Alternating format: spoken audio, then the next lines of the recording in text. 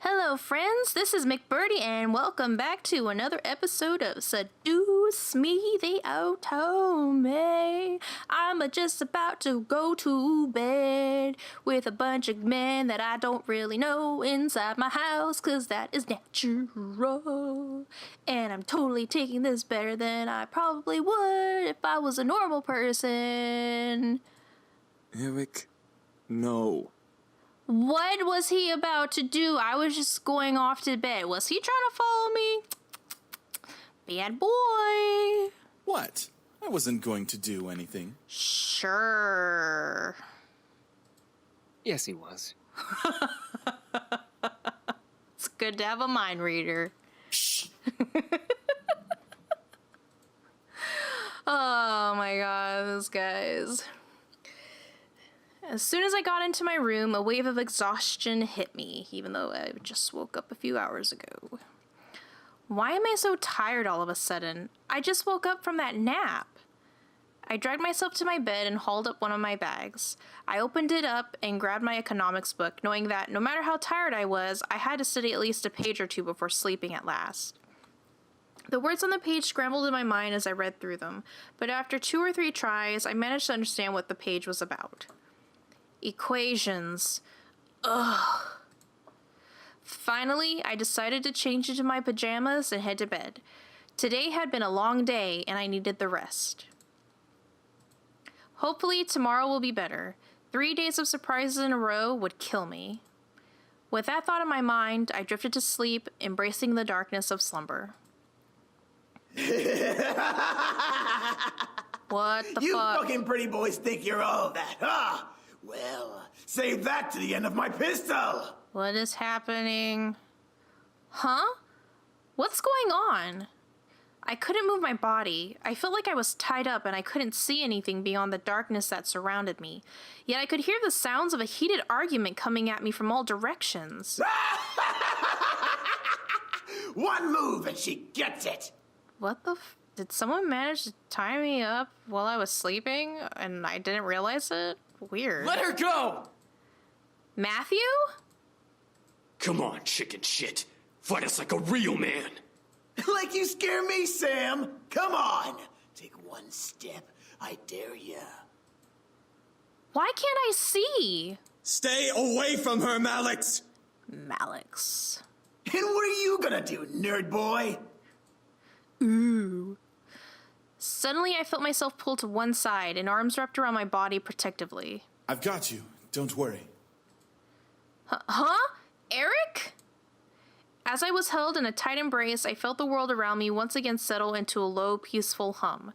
The hostility of the dream before had faded into black as the arms around me rocked me comfortingly.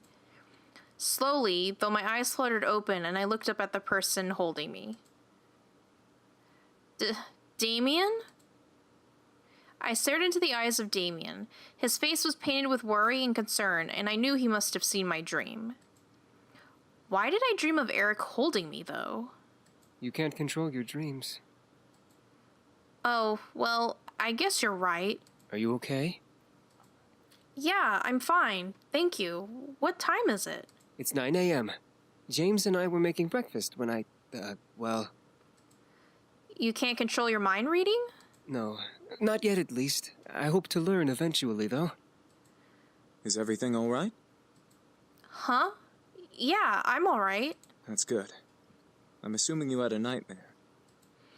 Yes, I'm sorry for disturbing you both. You didn't disturb us, miss. Besides, we'd rather make sure you're okay before anything. Oh, thank you.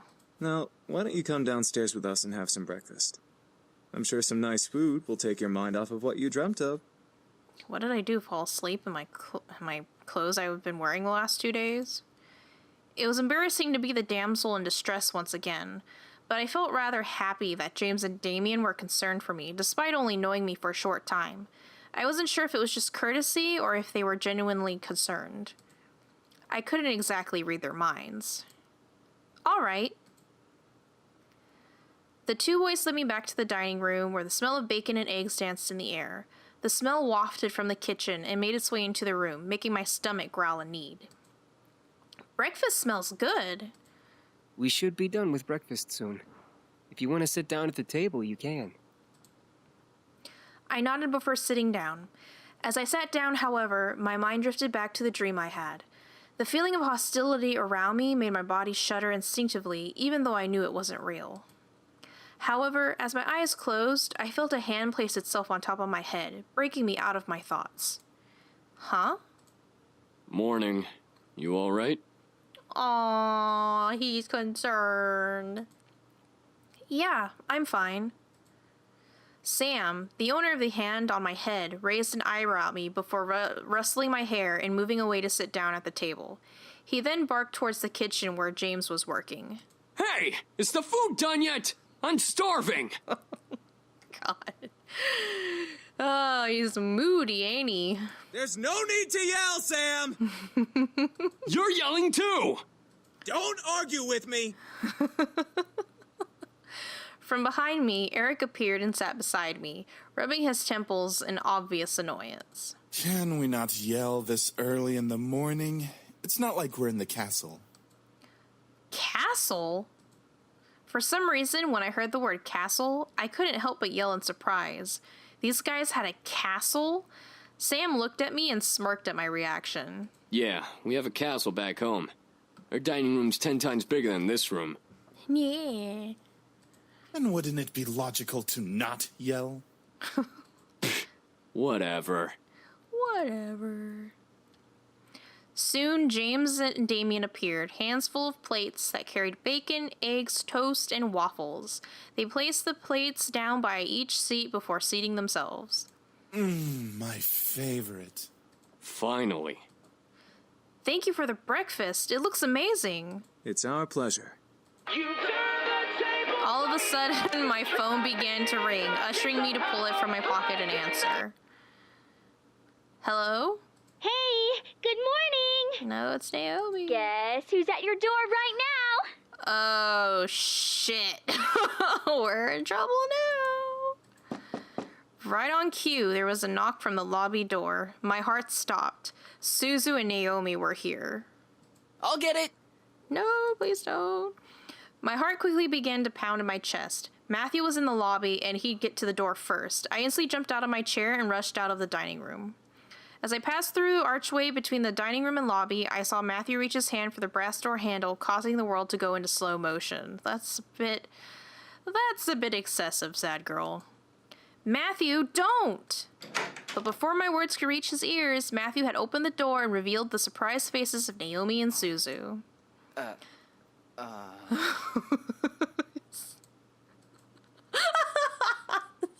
This is so bad. The world around me stopped as Suzu and Naomi kept their eyes on Matthew, who merely stared back in fear and embarrassment. I could feel the air go from warm to freezing in a matter of seconds. Come on, say something. Hi?